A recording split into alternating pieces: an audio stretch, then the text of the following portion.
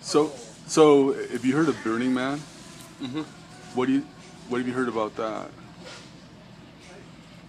Well, I heard before it was beautiful, but now they put up fences and started charging money for it, so that's ridiculous.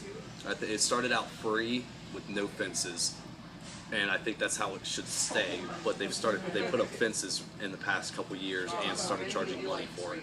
Oh wow! And rainbows, they don't charge money? No. Is there There's more no- than one rainbow around the country, or is there just one? Well, there's one national, and then all over there's regionals.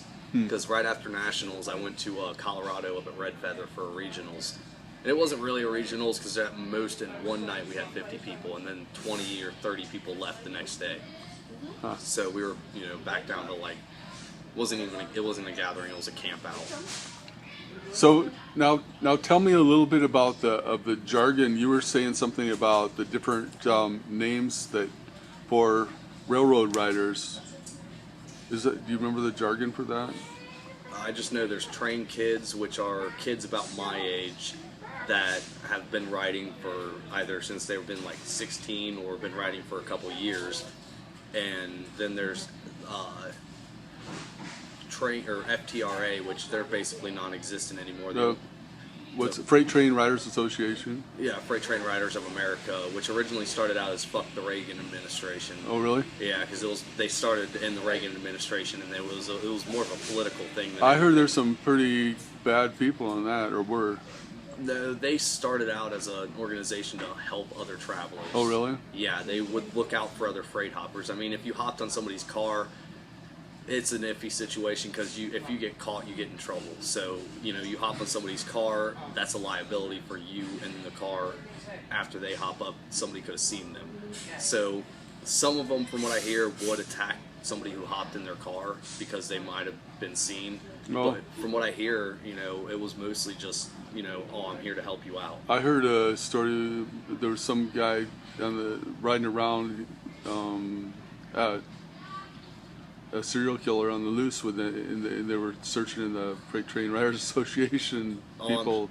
It's hard to track because they're in and out of town that fast. Yeah. There have been FTR apparently, like the media, and like I researched everything before I headed out, and I heard about the FTRA online and media stories about it, and it was all about how the FTRA kills this person and kills that person, and they're all wanted for murder and stuff. And then from what I heard from real travelers, it's not really how it is. There are some that claim FTRA that are murderers and rapists and stuff, but what the FTRA used to stand for, I don't believe they were real FTRA. If you heard other travelers, you're not real FTRA in my book. I may not have been around for the time of the FTRA, but what they started as, was beautiful. Now they're just violent. All the kids that claim FTRA, I don't believe are really FTRA, but they say, "Oh, I'm FTRA," and that spreads it around as FTRA. They kill people, and then everyone thinks FTRA is just a bunch Have you met some people that are violent on the road? Yeah, I've met one kid that was violent. I traveled with him with Gator Bike Kitchen. He was violent, but he wasn't actually violent. Like, he had the tendency to be violent. And he used to be apparently the kind of guy that would stab you the second you walked up to him. But he hadn't been like that in a couple years, apparently. But then there was this train kid in Cheyenne that was threatening my life because I was sleeping under a train bridge. And apparently only train kids can ride or sleep under there. No hitchhikers allowed. So they make a distinction between hitchhikers and train kids? And train kids think they're the top dog of the traveling world.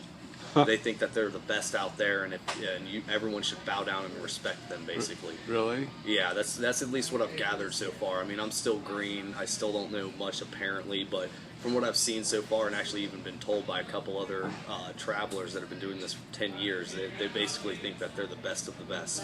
And it's, it's a dangerous lifestyle. It's crazy. Freight train riding it's a really intense way to travel, but I don't think it makes anyone better than anyone. Because, as a hippie, I think we're all equal. It doesn't matter how you travel. Whether you walk everywhere, bike everywhere, hitchhike, or freight hop, you're just as equal as everyone else. Okay, we're at the 5 minutes. 1 second, I'm going to turn it off and on.